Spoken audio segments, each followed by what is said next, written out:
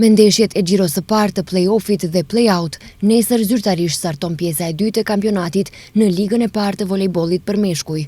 Të gjitha ekipet që garojnë në këtë ligë kanë bërë përgatitje aq sa kanë pasur hapësirë dhe mundësi, por megjithatë, të gjitha ekipet shprehin optimiste për një fillim të suksesshëm.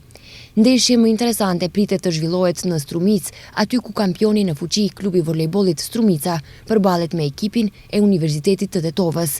Kapiteni i skuadrës studentore Hamza Veseli për televizionin Koha tha se pauzën e kanë shfrytzuar për përgatitje aq sa kanë pasur mundësi.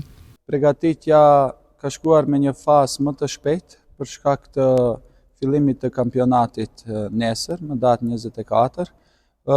Ekipi është përgatitur deri diku, pasi ne vetë se kemi siguruar të jemi në top 6 në ekipeve më të mira dhe besoj se gjithçka do të shkojë mbas planit që e kemi parapan në fillim të sezonit, do të shohim në vazhdim si do të rrjedh kampionati.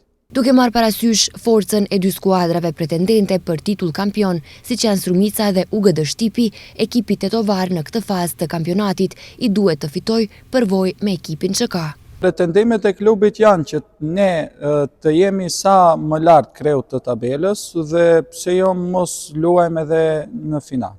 Ndeshja Strumica Universiteti Tetovës sipas të gjitha gjasave mund të anulohet me kërkesën e ekipit vendas, por akoma nuk ka shkresë zyrtare në federat. Në ndeshje tjera të play-offit, nesër takohen UGD Shtipi Susheva dhe Rabotnički Boreci.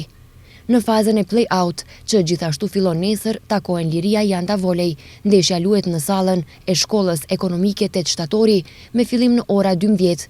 Shkëndija Skopje luhet në sallën e sportit të Gjimnazit të Tetovës me fillim në ora 18 dhe ndeshja Makedonia Gjio Vesna Probishtip luhet në Strumic dhe fillon në ora 18:30.